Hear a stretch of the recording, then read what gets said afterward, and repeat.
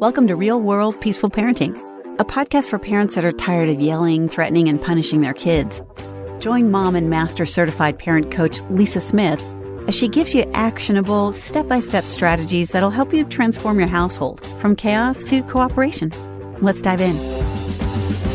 Welcome to today's episode. And boy, do I have something special for you today. Today I call it BOGO, buy one, get one, or 2-for-1 special. 2 lessons, not one, but 2, rolled into one episode. Who doesn't love a 2-for-1 deal, right? Oh, my goodness, I'm the queen of 2-for-1s. I often have parents come to me for coaching with one situation or problem in mind, and we end up uncovering deeper roots that reveal a much broader challenge or need or understanding than what they anticipated. Can you imagine this? And then they ultimately leave our conversation with new thoughts and tools, not only to address the original concern, but to address the more valuable lesson that we're able to uncover through the coaching. This is the 2-for-1, see? And this is also really honestly the value of coaching. When you have someone in your life regularly who is neutral and can show up and show you your blind spots. This happens more often than I can tell you. And really, it's one of the things that I absolutely love about coaching, both being a coach and getting coached. So I want to give you an example today of what this might look like. Sound good? Okay. So this is an example from a recent call I had with a mom who's in the hive who was struggling with her kids, needing attention and help with homework after school, while she still had a couple hours of her own work that needed to be done that required her attention. And she got on the hive call and asked for coaching on the challenge at hand. Lisa, I need some help figuring all this out. The conflicting needs of my kids and my job at the same time. And I often find myself, she said, incredibly dysregulated. My kids are storming because I'm not helping them, and I'm storming right alongside them. So I want to take you on this journey of a typical coaching call that maybe you can relate to, and then we'll see what else ended up being underneath it. So from the kids' perspective in this situation, after school on a typical day, they were being challenged to cope with change. The transition from school to after school to coming home and jumping in to do their homework. And, change is hard in general. This is a fact. All humans struggle with change. And we as human beings are pulled towards familiarity. So it's just part of the human experience. And change can just naturally dysregulate our central nervous system. And, big changes like death, divorce, new jobs, moving to another state, adding to your family, those are the big changes as adults that dysregulate us. But here's the thing. Little changes to little humans are really, really, really hard for them on a day in and day out basis. I call these micro changes. And they happen for our little kids day to day, hour to hour. There's change in routine from school to after school, from the morning at being at home to getting in the car and going to school. There's change of environment. There's change of focus. There's change of day. And for some little kids, little meaning anybody 18 and under, these micro changes can be tough on kids, particularly strong-willed and sensitive kids. Maybe some of you are having a light bulb moment right now as I'm talking about this, like, whoa, wait a minute, Lisa. But it's true. Sometimes, and what happens is we as adults, we're like, these micro changes are nothing. The things that dysregulate me are new job, new boss, move to a new city. But our kids, some, not all, but some struggle hour to hour, day to day in these micro changes. It's 100% true. And to compound this situation and make it worse, we as parents have very high expectations of working our kids towards independence, right? Especially in things we don't like to do, like homework. And sometimes we over-index. We push them towards something they're just not ready or developmentally capable of. And then as the parent, because we're ready, like I'm ready for you to independently do your homework, and they're not there yet, frustration sets in. Because what is frustration? Frustration is the gap between expectation and reality, right? We talk about that all the time here. So it is totally understandable when you are in a situation like having an extra hour of work that you have to do to keep your job and feed your family, you have to show up during this hour, right? I get my kids home at 4:00. I need to be on the computer from 4 to 5. I've got a neat little plan in my mind on how this is going to go down. I'm going to pick the kids up. I'm going to bring them home. I'm going to get them all set up at the kitchen counter with their computer and their homework, and they're going to be independent and good to go while I get my last hour of work done. This is your expectation. Everybody's going to be happy. Everybody's going to get their work done. Me, my work, you, your homework. And then we'll all be like Little House on the Prairie sitting around at the table with our bonnets on, cooperating and getting along with no pushback whatsoever. You with me? Right. The problem here is, in this scenario, is that your kids are experiencing a lot of micro changes, and they're demonstrating to you that they are not capable of what you are asking of them. It's not that they don't want to. It's not that they're being stubborn or giving you a hard time or they hate homework. It's that you have an expectation and they are not capable of meeting it. You want them to be, and I get it. You want your kids to be independent. You want them to sit at the kitchen counter and do their homework so that you can get your work done and then we can enjoy the rest of the evening. And maybe 50% of the time they are able to meet your expectations. But the other 50% of the time, they're not going to be able to meet the expectation.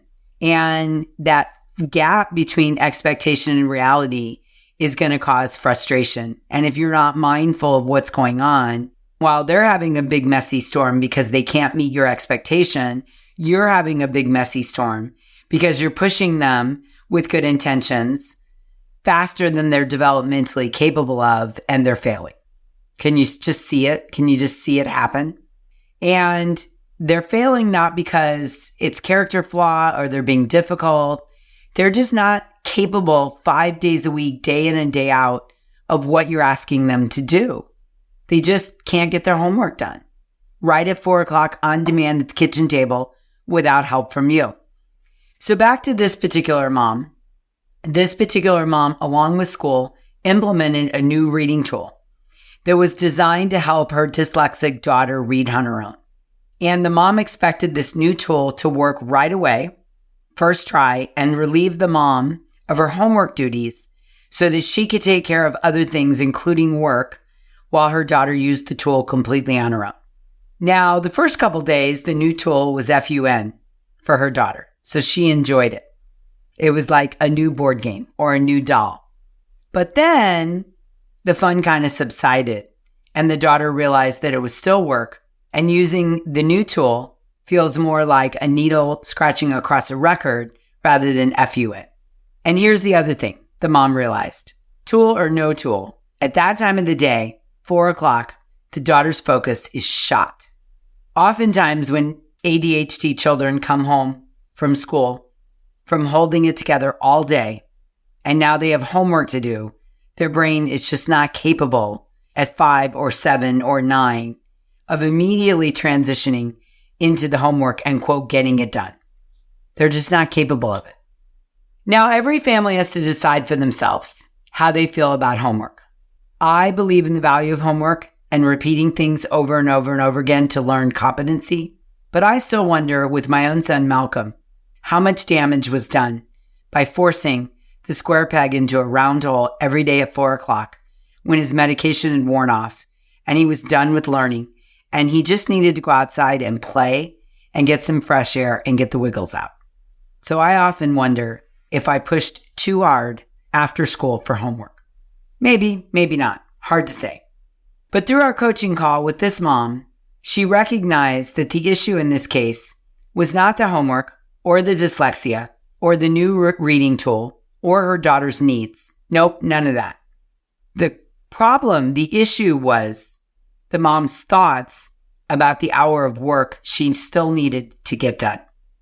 If you can relate to this situation, I encourage you to ask yourself, if you're not on the clock needing to get work done by a certain time in order to keep your paying job, Do you have options of finishing out that last hour of work at another time of the day that would work better in regards to meeting the needs of your family? Could the work be paused in order to give your daughter her full attention for a period of time before engaging in the work? This mom really pondered this and realized that bringing a 5 and 7-year-old home straight from school, rushing into the house and expecting to get an hour of work done at 4 o'clock is probably a losing proposition 5 days a week. When we talked about this, the mom was like, oh, wow, duh, yeah. Now, in this scenario, the kids go to after school twice a week and come home 3 days a week. And when I asked the mom if the kids could go to after school 5 days a week, she said, maybe. And then she admitted her painful thought, the one that she's getting wrapped around, is that if she's home, her kids should be home. And if she's at home, her kids should not be in aftercare, because good moms don't put their kids in aftercare when they're at home. That's her opinion, not mine, by the way. And many, many, many of you who work from home have the same painful thought. The thing is, you're not at home. You're at work, which happens to be at home. Take that in for a moment. You're working on the clock. You're not at home laying around doing absolutely nothing. I mean, let's look at this for a minute. You could come home 10 days in a row, give your kids homemade cookies, and encourage them to do their homework on their own, and they would do it beautifully. But the one day you need them to be independent and do something on their own so that you're freed up to do something that requires your full focus, it's going to be the one day they're not going to want to work on their own independently, right? I mean, come on. This is Murphy's Law. This is how it goes. If you count on things to work smoothly at a time when you really need them to, you are often just setting yourself up for frustration, dysregulation, and storming, likely for you and your kids. This is like moms and dads of young kids who are home all day, giving the kids all their attention, right? Playing with them, connecting with them, hanging out, and then your phone rings and the parent thinks, oh, I filled my kid's bucket of attention all day. I can take a few minutes to talk to my best friend on the phone. And we all know how that goes, right? It's not going to happen. There's something about it. Your kid's like energy meter goes, oh, you have attention to give somebody else? I want it. I'll take it. And if you won't give it to me calmly, I'll climb all over you while you're talking on the phone and try to demand it from you, right? This is totally how it goes. And no matter how hard you try to explain to your kids that they've got all your attention all day, and now you just need 1 hour to get your work done while they work independently, and then they can have your attention back when the hour's over, it's just not going to happen day in and day out predictably. Can you see this? Me too. So this led our coaching call conversation to the more valuable lesson. And here's part 2 of your 2-for-1 special today. One of the best gifts we can give other human beings is our undivided attention. I heard a conversation on a podcast regarding this and the use of cell phones. And I started thinking about how in 2023, as parents, grandparents, caregivers, we are so busy and overtasked that we are often only giving our kids at best half of our attention. Yeah? Whether it's because you have an hour's worth of work, or you're making dinner, or you're trying to multitask while engaging in a conversation with your kids, or you're calling, texting, and emailing while simply sharing space with your kids or sitting at the dinner table. You might be telling yourself, I'm spending time and space with my kids, so that should be enough to help them feel connected. But it's 100% not true. There are 4 problems with this practice of dividing our attention when we think we are connecting with our kids. Number 1, you're not really connecting with your kids when you're doing something else and phoning it in. Human beings feel seen, heard, and valued when someone else gives us their full attention. Number 2, your kids end up feeling like they really don't matter and that they're not a top priority because you can't stop what you're doing and focus on them. Number 3, you're modeling divided attention for your kids. You're modeling that it's okay to be okie doking you while they're scrolling Instagram. We don't want that. We don't want that for your kids, and we don't want that for your relationship with your kids. And number 4, when you're doing everything at once, you're doing most of it poorly. We can all benefit from taking inventory of the attention we're giving our kids. In this case, what really counts is quality over quantity. Recently, my husband took a business trip out of the country, and we live in Arizona. He went to the other side of the world, and he would call me every day at 5 o'clock Arizona time, which was 9 a.m. the next morning where he was. And one of the first nights he called, I was eating dinner. I was crunching on a salad into my AirPods when he called, and he was checking out of a hotel and walking to work. He was irritated with me because I was crunching the salad in his ear, and I was irritated with him because when he asked me how my day was and how the 3-day challenge was going, and I started to get into the details with my answer, I could hear him talking to the hotel attendant while he was checking out. I finally asked him, "Are you walking now?" And he said, "Yes." And I said, "Listen, we're both guilty here. If you're going to call and talk to me, you can't be doing 9 other things at once. And if you're going to call and talk to me, I can't be eating and crunching in your ear. We both have to show up in this relationship 100% with our attention for at least 10 minutes a day while you're gone. If you're only going to get 10 minutes from me, I want them to be the best 10 minutes I can give you of your entire day. And I would love for you to commit the same thing to me." He agreed. And the next 9 days, we really made an effort to show up and be all in for this 10 minutes we were on the phone.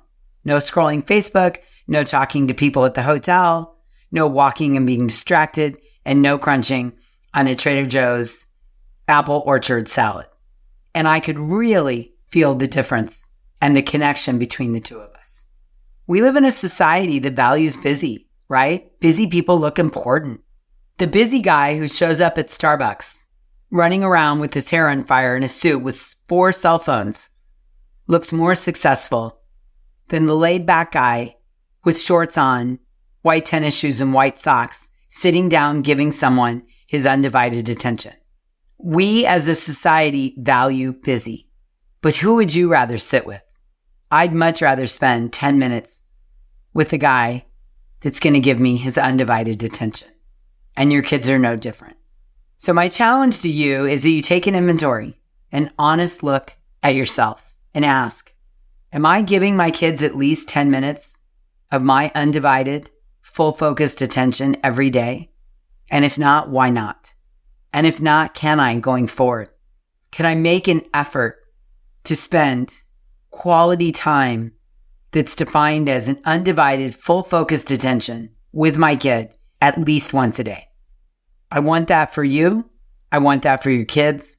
I want that for your relationship.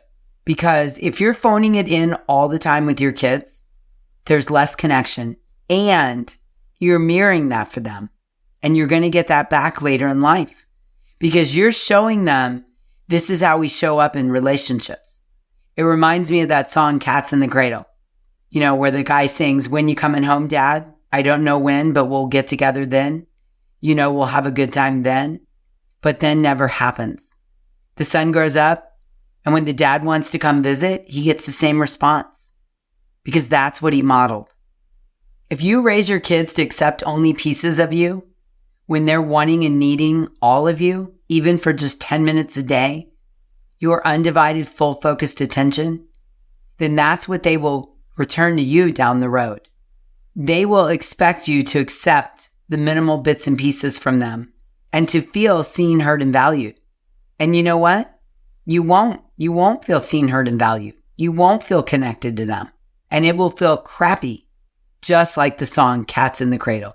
Multitasking is a habit and so easy to do without even realizing it. Because again, as a society, we value busy. So I want to throw this challenge out again. Take inventory, reflect, look at what you're doing. Do you have 10 minutes a day to spend with your kids? 10 minutes of undivided, focused attention. 10 minutes a day where you put everything else down and away and you just focus on your kids. As you know, Malcolm is away at college now, 5 weeks in. I'm going to visit him this weekend. I absolutely cannot wait to see him. So excited, y'all. so excited. He's away, and when he calls, I can see he makes an effort to be alone, fully focused, not doing 6 other things, and we talk for about 10 to 15 minutes. And we have really, really, really good conversation. I have to tell you, it's 10 minutes of real connection. And I really believe that's because we've invested in this. We've modeled this over the years as a family. I really have made an effort all the years I've been raising him to not have cell phones at the dinner table, to give each other our full, undivided, focused attention for at least 10 minutes a day, every day. I can say that I've shown up and I've done this, and I can feel the difference it makes. We both feel connected to each other. And I want this for you. 10 minutes of full focused conversation between Malcolm and I feels like a half a day's worth of undivided attention. What I can tell you is that we both feel like it fills us up and helps us feel really connected to each other, even though we're miles apart. I happen to believe it's one of the greatest gifts we can give any human being. And I really try to do this in all of my relationships, but especially with my kid. So there you have it. That's your 2-for-1 special today. I hope you benefit from both lessons that I've shared in this episode.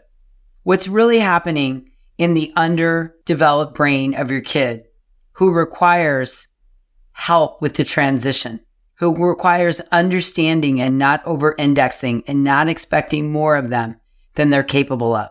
These micro transitions are tough on some kids, and they aren't able to do them day in and day out on command. And realizing this can be really helpful in helping you not storm alongside your kids and decrease the frustration, which is the gap between expectation and reality. And the second lesson is taking inventory on the undivided, full focused attention you're giving your kids. Commit to at least 10 minutes a day for each of your kids, giving them your full attention. 10 minutes every day, every kid. We should call it the 10-7, right? So give that a try and let me know how it feels. Jump over to my Instagram page, _peaceful_parent, and leave me a DM. Let me know the difference you feel. Let me know the difference you feel with that 10 minutes of undivided, full focused attention. It's a game changer, I promise. Give it a shot. What do you have to lose? Okay, until we meet again, I'm wishing you peaceful parenting. Thank you so much for listening today.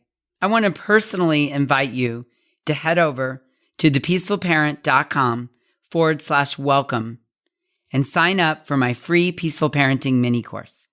You'll find everything you need to get started on the path to peaceful parenting just waiting for you over there at www.thepeacefulparent.com/welcome. Can't wait for you to get started. Thanks for listening to Real World Peaceful Parenting. If you want more info on how you can transform your parenting, visit thepeacefulparent.com. See you soon.